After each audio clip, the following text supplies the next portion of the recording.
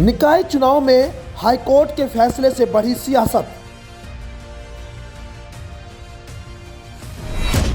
BJP को OBC विरोधी बता रही समाजवादी पार्टी। फैसले के खिलाफ सुप्रीम कोर्ट जाने की तैयारी में सरकार।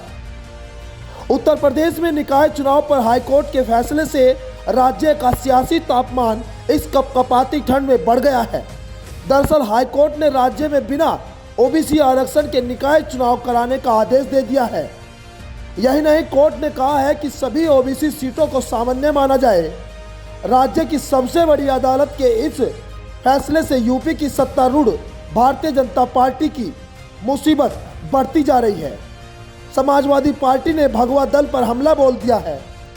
दरअसल बीजेपी के लिए मुसीबत कम नहीं है, क्योंकि ओबीसी जातियों के बल पर ही पार्टी ने राज्य में सत्ता हासिल की है और लोकसभा में जोरदार जीत। ऐसे में हाईकोर्ट के फैसले के कारण पार्टी के लिए आगे कुआं और पीछे खाई वाली स्थिति बन गई।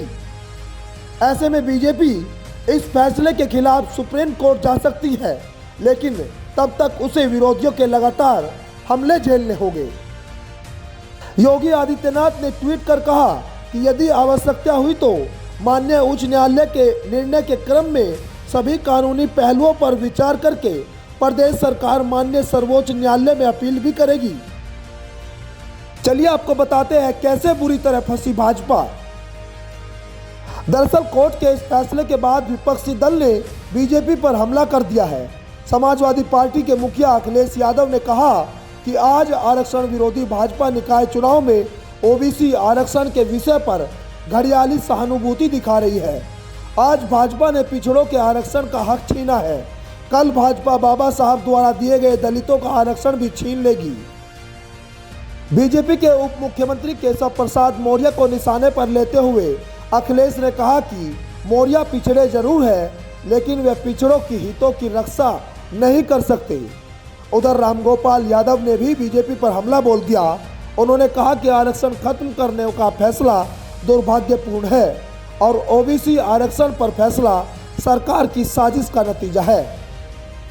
बीजेपी के लिए हाईकोर्ट का यह फैसला आगे कुआं पीछे खाई जैसा है, क्योंकि बीजेपी ने 2014 के लोकसभा चुनाव और 2017 के विधानसभा चुनाव में ओबीसी समर्थन के दम पर ही सत्ता पाई थी। 2014 में तो बीजेपी को राज्य की 80 में से 71 सीटों पर जीत मिली थी। वहीं 2017 के राज्य चुनाव में पार्टी ने 300 से ज़्यादा सीटों पर कब्जा किया था। राज्य की गैर यादव ओबीसी बिरादरी ने खुलकर बीजेपी को समर्थन दिया था। हाईकोर्ट के फैसले के बाद विपक्षी दल बीजेपी को ओबीसी विरोधी साबित करने की कोशिश में जुट गया। अखिलेश ने तो सीधे तौर पर बीजेपी के सबसे बड़े ओबीसी नेता पर हमला बोल दिया। मैनपुरी लोकसभा और खतौली विधानसभा में एसपी ने बड़ी जीत दर्ज की है। इस जीत में एसपी ने बीजेपी के आधार वोट में सेंधमारी का दावा किया। ऐसे में बीजेपी को अब फूंक फूंक कर कदम उठाना होगा। मिशन 2024 में जुटी एसपी के लिए ये एक ऐसा दाव मिल गया है जिसके साथ वह बीजेपी की धार को कुंद करने की कोशिश करेगी। लेकिन इन सब के बीच सवाल ये भी है कि ओबीसी वोट बैंक में क्या सपा सेंधमारी कर पाएगी, क्योंकि एसपी के हमले के कई मायने हैं।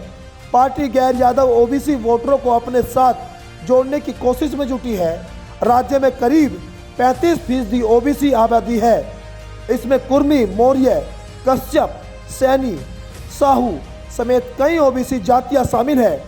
अगर ये वोट बैंक किसी एक पार्टी के खाते में चला जाए तो कोई भी दल बड़ी जीत का दावा कर सकता है। मंडल आंदोलन के दौर में भी ये जातियां एसपी के साथ एकजुट थी। हालांकि एसपी पर इस दौरान केवल यादवों को बढ़ावा देने का आरोप लगा। इन्हीं आरोपों के बीच बीजेपी इन जातियों को अपने पाले में लाने में सफल रही और राज्य में बम्पर जीत दर्ज की थी। पर हाईकोर्ट का फैसला आते ही बीजेपी भी एक्टिव हो गई है। हालांकि बीजेपी के लिए एक अच्छी बात यह भी है कि खुद PM Narendra Modi OBC community से आते हैं। राज्य के डिप्टी सीएम केशव प्रसाद मौर्य खुद ओबीसी के प्रभावी समुदाय से आते हैं। ऐसे में पार्टी के सूत्र ये दावा कर रहे हैं कि ओबीसी वोटर पार्टी से छिटकने वाले नहीं। उधर दावा यह भी है कि बीजेपी इस फैसले को सुप्रीम कोर्ट में चुनौती दे सकती है। Bureau report, news 18 desk.